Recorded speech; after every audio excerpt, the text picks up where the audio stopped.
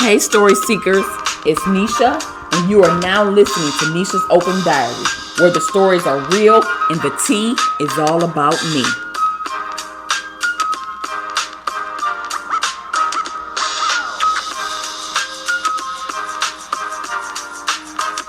Welcome to Nesha's Open Diary. It is Thursday, April 4th, 2024. I am Nesha, and you are now listening to Nesha's Open Diary, where my story times are true and my experiences are real. The story times are endless, and my experiences never cease to amaze me.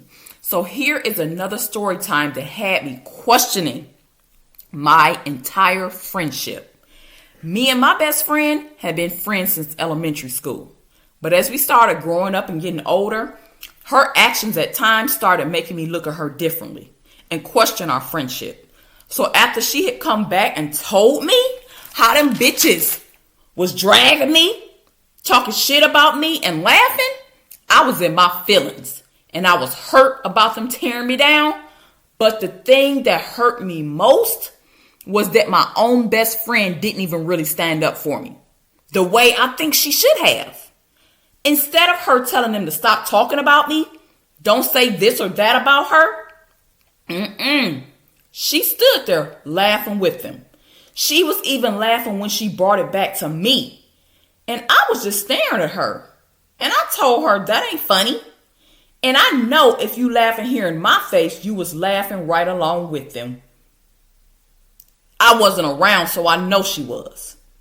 She tells me it was funny. And then she tells me that she's sorry. To me, that was fake. That was fake as hell. And a true friend would not do that. They stand up for you no matter what. And they defend you no matter what. But she didn't. This is the first thing she did to make me devalue our friendship. So as I said in the he pissed me off story time, the girl my baby father was messing with, his cousin, who she was friends with, and their other friend was talking about me and my underbite in a public setting.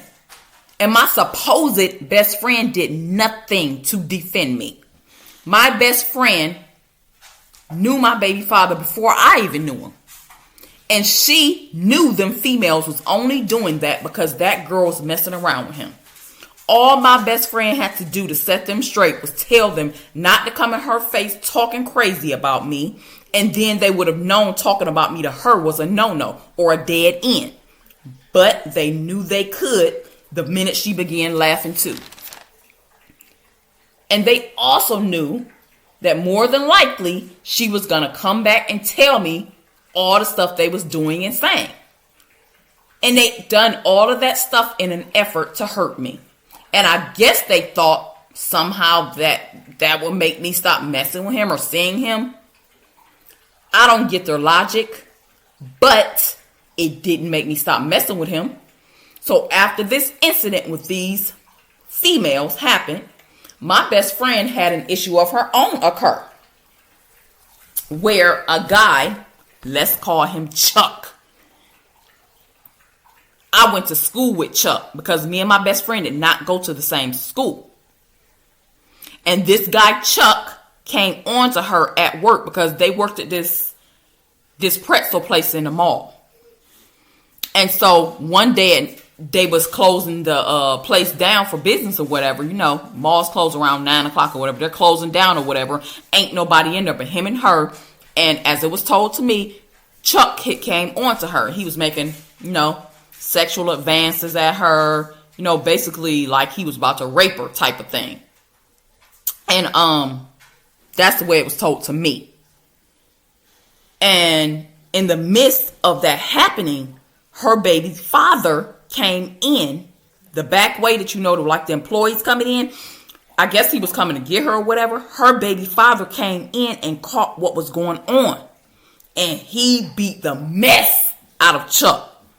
He did Chuck in real good. And I mean, he beat him bad. and it was everywhere. You couldn't go nowhere without somebody talking about it.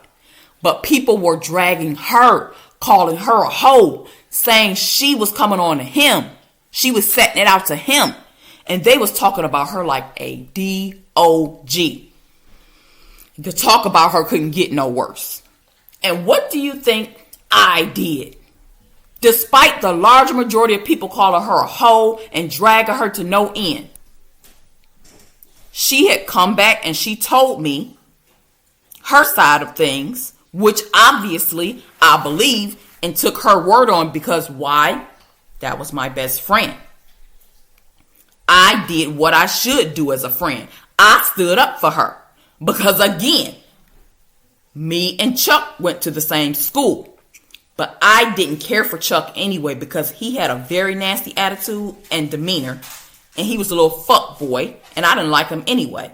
So please forgive me for saying this. I really did not feel no type of way. Like I was glad he got beat up.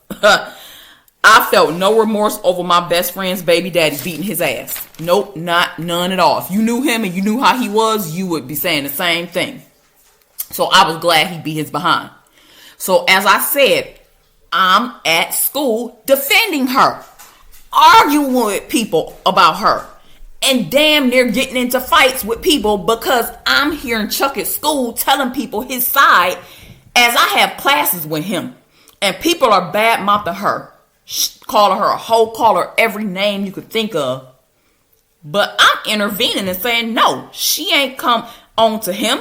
She ain't like that. My best friend ain't no hoe. Keep her name out your mouth. Don't say XYZ. Don't say nothing about her. This, that, and the third. Stop talking about my best friend. Keep her name out your mouth. Now, my best friend cousin also went to the same school as me. And I'm not sure what she was doing to defend her cousin, but I did my due diligence as a friend, as I should. People talked about her like a dog for weeks until that situation died down. And Chuck's eye,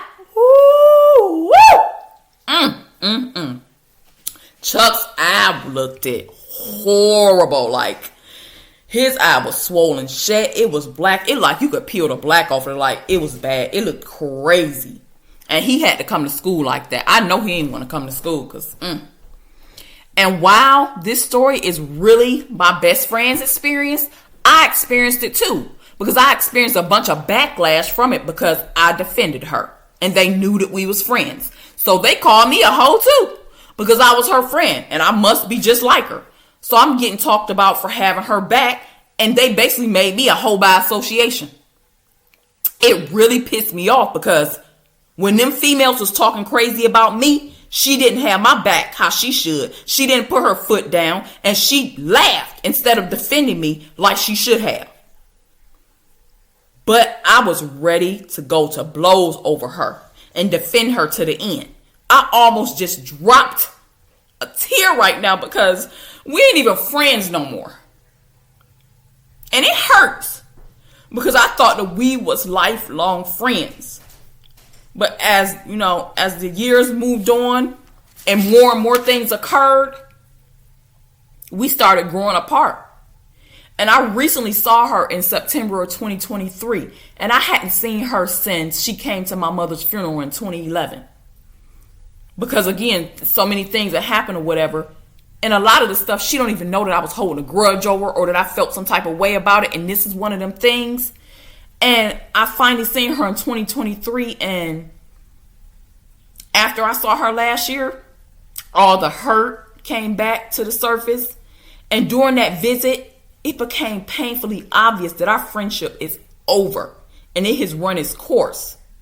Because, again, that's a whole nother story time because there's some other issues that it had occurred between us. And that's how I know that our friendship will never be the same because during that visit, the way she was acting, like basically acting funny and stuff or whatever. And I have to elaborate on that at a later time, but it was just clear to me that our friendship is really over. And it hurts because this is somebody that I thought would be my friend until the day that we died. And now I have to come to terms that she was only in my life for a season. As much as it hurts, the friendship and the sisterhood I thought would last a lifetime is irretrievably broken. All right, story seekers, that is all for this story time. I am out of here. Make sure you follow me on all socials at Nesha's Open Diary and my website at nesha'sopendiary.podbean.com. And until next time, I will meet you where the pen meets the diary. All right, story seekers, that does it for this story time. I'm out of here. Until next time, make sure you tap in, follow me on Facebook and Instagram at Nesha's Open Diary, and I will meet you where the pen meets the diary.